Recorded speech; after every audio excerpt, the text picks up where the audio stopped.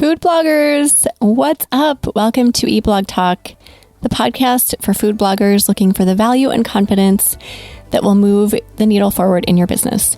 I am your host, Megan Porta, and you are listening to episode number 288. We're getting close to 300, and this episode is sponsored by the amazing RankIQ.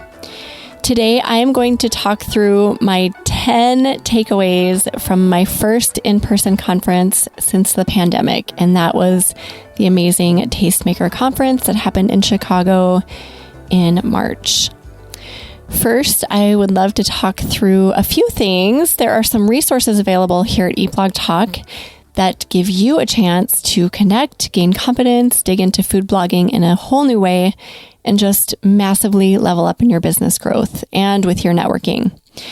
One of those ways is through retreats. So I hosted a retreat with the lovely Mama Gourmand, Melissa Erdelak, last October 2021.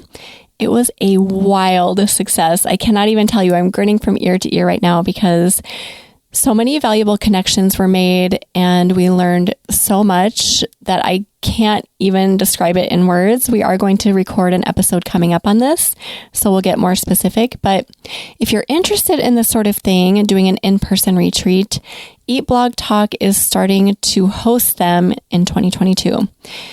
The first one we are hosting is here in Minneapolis, Minnesota. It will be taking place May 19th through the 22nd, so the bulk of it will be taking place on the 20th, Friday, and the 21st, Saturday.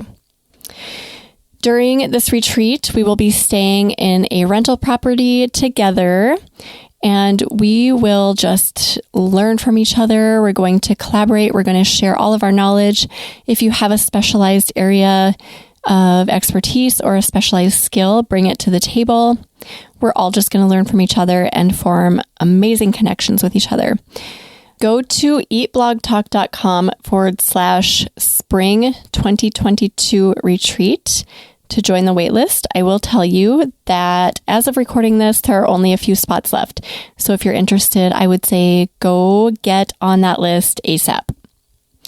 The next thing is the Mastermind program. We are filling the second group in May. So May 5th will be the first date of our second group. The first group has been filled since the end of 2021. Again, I can't even describe in words how amazing it is. The connections that are being made, the transformations that are already happening in such a short time are absolutely mind-blowing. And the information that we share with each other is extremely powerful and valuable. You are not going to want to miss the second group. I already have a few people who have committed to being in it, and they are incredible food bloggers. So go to eatblogtalk.com and follow the buttons for Mastermind to join that waitlist. And last but not least, I have to mention RankIQ because they are the premier sponsor for Eat Blog Talk. I was just looking at my analytics this morning, comparing 2022 so far compared to 2021 up to this point in March. And I'm holding steady at 18% increase in page views.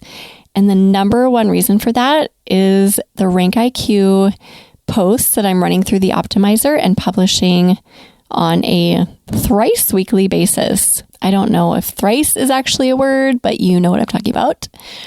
First of all, how in the world can I publish 3 new posts a week? Well, because they're not all, actually none of them right now are recipe posts. So I'm publishing all non-recipe posts. So they're either roundups or they are informational posts that support my other content. And because they're supportive content, I already have a lot of information about each topic.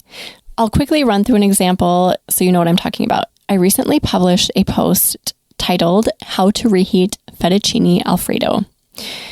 I just ran this key phrase through an incognito window just to see how I was doing with it. And I'm on the first page of Google and looking at my Airtable database here. I'm going to tell you when I posted it.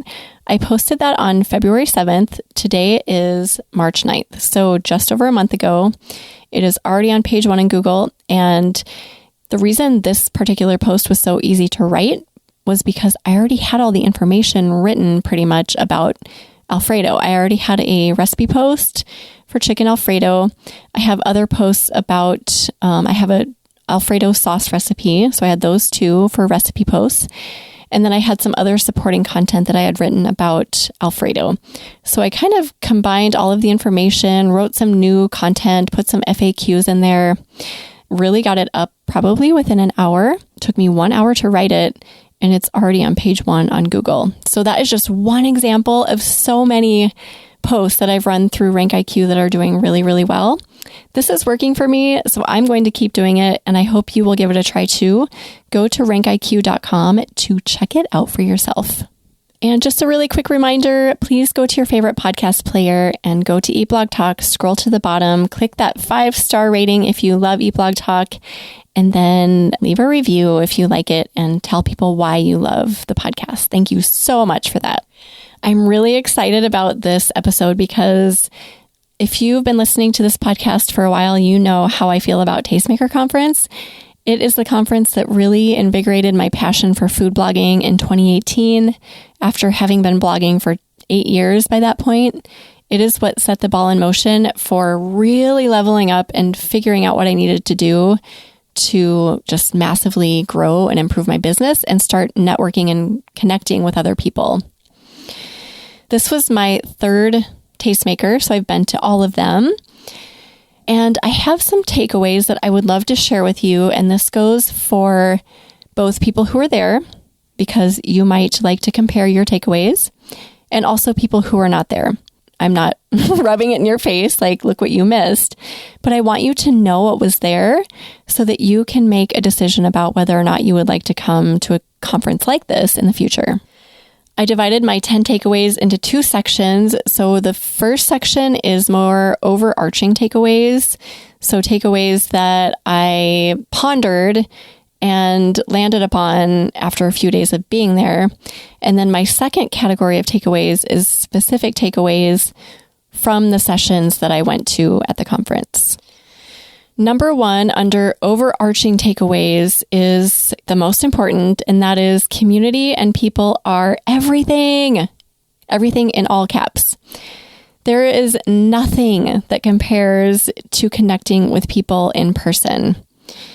There's something so special about seeing an actual human face and being able to hug someone in person versus even seeing someone on a Zoom call. There's so much difference. If I was blessed enough to meet you in person, you may have noticed that I hugged you fiercely and instantly. I did that to pretty much every person I met, unless they gave me the I'm not a hugger sign, which is totally fine too. I respect that. So if I hugged you, that was 100% authentic love oozing out of me to you. I was so freaking happy to be able to do that. I can hardly contain myself about it now, and I could hardly contain myself then. I would have gladly paid for the price of admission times 5 just to be able to see you guys all in person and hug you in person and just talk to you and collaborate and learn about you and your business and your life. That in itself was worth every penny plus way, way, way more. During the actual conference, I felt just excited. I think I had a smile on my face the entire time. I was invigorated. I was so happy and filled with joy just to be surrounded by all of you amazing people.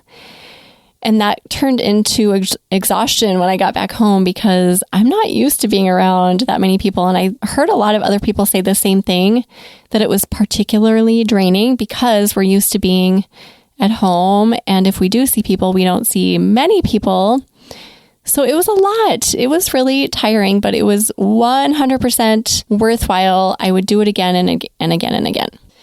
My second overarching takeaway was that investing in yourself and your business is extremely important if you wish to continue growing. Now, if you are happy where you're at and you want to stay at the same spot, then this is not a point for you. But if you want to keep on that growth curve and level up, then you must invest in yourself.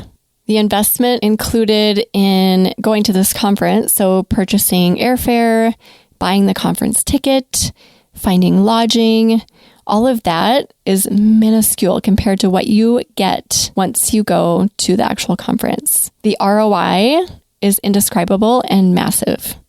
I talked to a few friends who had breakthroughs during the conference, and I won't get into the details, but the bottom line is that we need to keep investing in ourselves if we wish to continue leveling up. So if you have a breakthrough about needing help in a certain area, maybe it's something dealing with your money mindset, or maybe you have been resisting outsourcing a certain project or task or job, and you realize that you just need to do it, you need to invest in that. Like, there are certain places you come to where you realize that you need to break down a wall and invest in yourself in order to create that upward trend in your business and grow like you want to grow. And I'm not just talking about in-person conferences here. I'm talking about things like hiring a business coach or hiring a mindset coach, finding a coach who really aligns with your values and your goals and hiring them. Investing money in that arena so that you can grow. It is an investment. Other options for investing would be joining a great mastermind group. I believe that there are so many good mastermind groups out there that can help you grow, not only grow, but really accelerate your growth on a really big scale. If there's a course or something similar that would help you level up in your business, invest in that if it aligns with your values and your goals. There are many ways to invest in yourself and your business, so I just encourage you to find those ways and just do it, especially if you know you've been sitting on something that you know you can't ignore anymore. Take the leap. My third overarching takeaway is that as a collective whole, I feel like we're doing a really great job of self-educating. So after other conferences that I've attended, including past tastemaker conferences, I'd always come home with this massive list, like literally pages and pages in my notebook, filled with to-do list items that just completely overwhelmed me, but that I knew I needed to do. Things like, I don't know, you need to reorder your blog posts like this on all of them, or you need to resize your images this way, or you need to create web stories this way, or like very specific, tangible tasks. This time around was completely different. And at first I couldn't figure out why. It took me a while to process this and figure out why it was so different. Because this time I took notes, but not very many, only when something really struck me. It just wasn't the same. And the notes that I took weren't specific tasks that I needed to do necessarily on my blog. It was more like overarching principles or ideas that I wanted to implement and that I wanted to keep in mind for myself. I think part of the reason for this is that I'm evolving as a food blogger and an individual, so I maybe don't need as much direct hand-holding as I used to. But I felt like there was something much more than that. And the conclusion I came to was that collectively, speaking to you, to all of us, food bloggers are doing such an incredible job of self-educating ourselves right now. I believe that COVID played a major role in this because when the pandemic hit, we were forced to communicate with each other via Zoom meetings, Zoom calls, virtual summits, virtual conferences, podcasts, audiobooks. So we have been doing such a good job of that for the past 2 years that we've really educated ourselves in ways that we relied on previously from conferences like this, from in-person conferences. So we can thank the pandemic for one thing, because we are smarter as a bunch and we don't need as much direct hand-holding anymore. I think that we really know the ins and outs of what we need to do. Thanks to all the self-educating. Now we need more of a broader scope. Like, where are we in this bigger picture? What do we need to focus on? What do we need to ignore? What do we need to outsource? How do we go about that? Things like that, like looking at the bigger picture, is more of a focus for us at this point. Now, I know there are going to be some exceptions. Some of you might be listening and thinking, that is not me. I have a huge list of to-do items here, and that is fine. That's totally fine. But the more you immerse yourself in this education outside of in-person conferences, the more you will learn about those littler, quote, littler tasks that you need to do on a day-to-day, week-to-week, and month-to-month basis. The gist of that whole point is basically to give all of you a high five because we're doing such a great job of staying informed and connecting in what ways we can. So good job on all of that. My fourth overarching takeaway was that collaboration is way cooler than competition. I never felt one single ounce of competition while I was at the conference, and I loved that. My heart felt so full after realizing that that was the theme. Nobody was competing. We were all there on a joint mission to learn and collaborate and grow. There was this vibe that every person that I talked to knew there was space for everybody. I just got this feeling like everyone accepted that. There is room for everyone to shine in their own way. And that was so obvious. Just looking around the room when I was there, I just had this really strong feeling like everyone here has their unique contribution, their unique voice, their unique way to show up and provide value to their audience. And it was commonly accepted, and I just loved that so much. And if you weren't there at the conference, I want to say to every single set of ears listening to this episode, there's room for you. There's room for everyone here. So keep showing up in your own awesomely unique way. My fifth takeaway, that was kind of an overarching takeaway, is that doing scary things is very rewarding. If you were there and you came to my session about the power of audio, or I guess I called it the future of audio, you will have heard my story about how scary public speaking was for me my entire life up until recently. Now I'm like, oh, that wasn't so bad. This conference was really like the first time I had spoken in public, kind of. I mean, I'd kind of done it before, but not anything so planned out. So it really was like my first formal speaking gig where I put a presentation together and I practiced my talk multiple times. And then I got up in front of people and I gave the talk. Spoiler, it went really well. I did have a few minutes in the beginning where I got really nervous, but I turned around and I took a big gulp of water and I took a really deep breath and I said to myself, dude, you've got to do this. You're going to do this. And when I turned back around, everything was fine for the next 50 minutes. So I got back home and I was thinking about all of this and how it went down and the fact that I didn't die or pass out. Oh my gosh. I have spent so many years freaking out about public speaking. I have no idea what I was so worried about. It was great. It was exciting. It was fulfilling. I actually really enjoyed it. So the moral of the story is doing things that you think are scary might end up not actually being scary, and they might end up being really rewarding. I'm hoping that my presentation helped people to sort through whether or not they wanted to start a podcast. And I'm really hoping to start a podcast, food blogger podcast movement. I declared that during my presentation.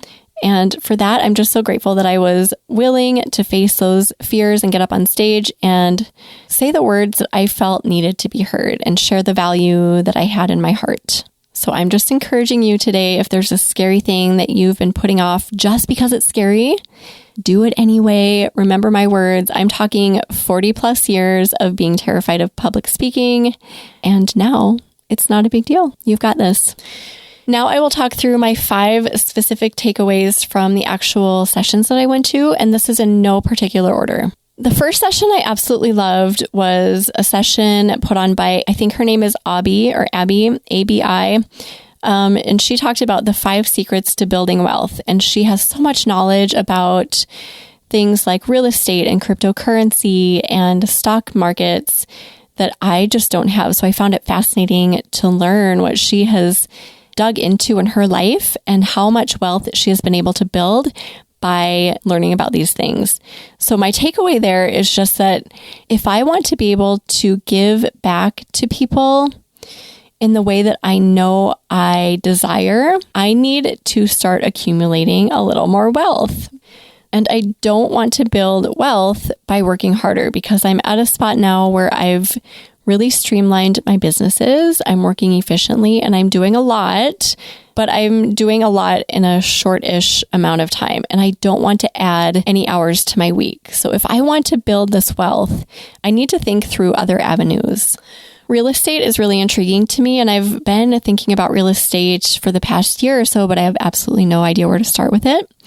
This session really encouraged me to figure it out and just find someone who can teach me about this so that I can start building that wealth. And one of the takeaways that Abby said was to create a plan, create a money plan, and start with the end in mind.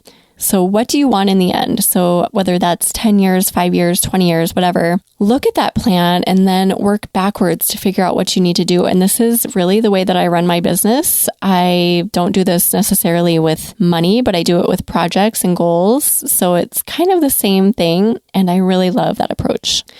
My second specific takeaway was from a session called Shift Your Mindset from Scarcity and Fear to Abundance and Confidence. And that was with Rachel Gaynor. There were so many breakthroughs I could see just looking around the room that were taking place in that session because she really encouraged us to dig into what our fears were and why we were feeling those and getting to the root of them instead of just putting Band-Aids over them. She said so many good things, but there are a couple lines that I wrote down, which must mean they were good because I did not write down much from the entire conference. These two things I wrote down. So this is Rachel. She said, fear's goal is always to keep you from taking action. Oh my gosh, love that. And the second thing I wrote down from her was take deliberate action even when fear is present. This aligns with exactly what I was saying in point 5 from my overarching takeaways. Facing fears, even when they're so scary. So many good things await you on the other side of those fears. I know we've heard that kind of in different ways over the past few years because that's kind of a trendy thing to say, but there's so much truth in it. Fear has kept me from taking action in so many areas of my life. And now I'm starting to break those down and it feels so good. It's so liberating. Good things, positive things await me on the other side of breaking down those walls of fear. And I loved her encouragement just to take deliberate action, not just take action, but take deliberate action. Even if fear is there, knock it down anyway. My third specific takeaway was from the session called Level Up with Google's Web Tools with Paul from Google. He provided a lot of really great information and his presentation was super funny. But I will mention one thing that he said that was like, oh, I didn't know about this. So I've been digging into it a little bit and it's called the Google Question Hub. If you are not familiar with this, you need to go check it out. I believe you go to questionhub.google.com. You have to sign in, I think, use whatever email account is aligned with your Google Analytics. I don't know if you for sure have to do that, but that's what I did. And there you will find this thing that's called Question Hub. You can type in a topic or a subject. It can be anything. Think anything you type into Google or anything that you are particularly knowledgeable about. So I typed in spaghetti sauce because I have a lot of sauce recipes on my blog. And you will see a lot of questions pop up. So these are really random. So I'm looking at, does anyone have a Johnny Manicotti recipe? I don't know what that means. A lot of these I have no idea, but some of them actually resonate and make sense. Here's one that says, too much tomato sauce in taco soup. Okay, I know I have a taco soup recipe and I know I addressed the tomato sauce issue. So what you do is you click this little handy submit button. And all I do is copy and paste my link for taco soup, press submit, and then, I don't know, I think Google then considers you to be an answer for this question or something along those lines.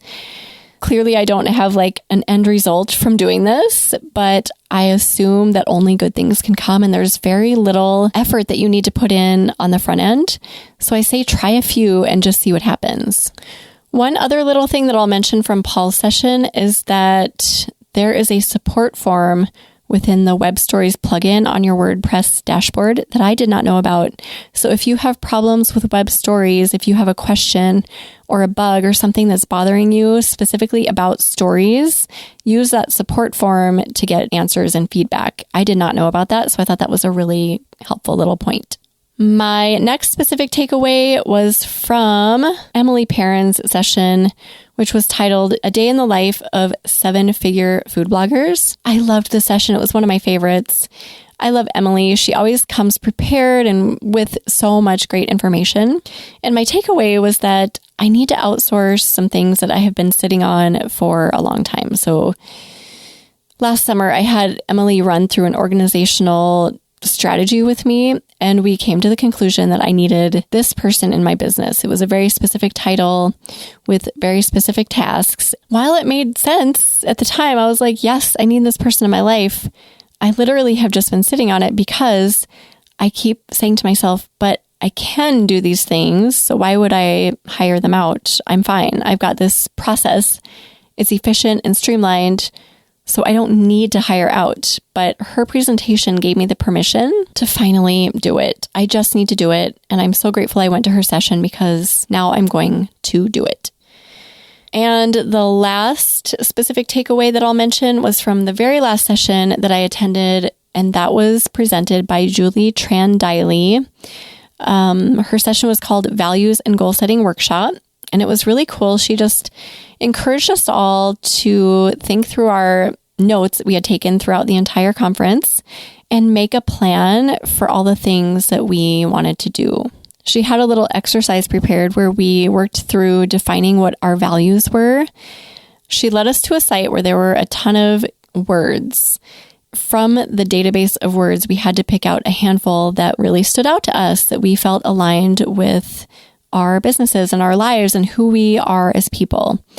I was really surprised to see that I picked out my words really fast, like within just a few minutes, and there were a ton to choose from. When I first looked at the list, I was like, there's no way I'm going to be able to do this. It really came to me really quickly. And within 10 minutes, I would say, I had not only my words, but I had put action words along with them. And I had a list of 6 values that completely defined what both sides of my business are and who I am as a human being. So I'll share those with you just because I want you to get an idea about what this looks like. So here are my values defined in short sentences. Develop and prioritize relationships. Show kindness first, always. Rely on intuition. Show up consistently. Provide an abundance of value and service. And last but not least, face fears boldly. Wow, I didn't even intend for this to end on all of that, but I think this wraps up this entire episode perfectly. And I wanted to give one honorable mention because I just thought of this. Jenny Melrose gave a great presentation on scaling for growth, I believe was her title. And one of the takeaways I got from there was to create SOPs for my business. Kind of dabbled in this, but I've never really officially sat down and created SOPs. So she really encouraged us to just do it. And oh my gosh, Jenny is so encouraging and uplifting. I love hearing her talk, and her session just pumped me up. I was ready to crush it in my business after listening to her. She's amazing. And that's that. That wraps up my takeaways from Tastemaker. If you were there and I didn't meet you, I'm really sad and sorry that I didn't get to meet you, but next time. And if you were there and I met you, I'm so grateful. So grateful I got to hug you and talk to you in person. I feel so blessed this week. My heart feels overflowing with all the good things because of getting to meet some of you in person. I'd love to hear what your takeaways are if you did go to the conference. So email me, Megan@eatblogtalk.com, and let me know what your takeaways were. Okay, I will see you in the next episode. Thank you so much for being here, awesome food bloggers. You guys are amazing, and I'll catch you next time. We're glad you could join us on this episode of Eat Blog Talk. For more resources based on today's discussion, as well as show notes and an opportunity to be on a future episode of the show, be sure to head to eatblogtalk.com. If you feel that hunger for information, we'll be here to feed you on Eat Blog Talk.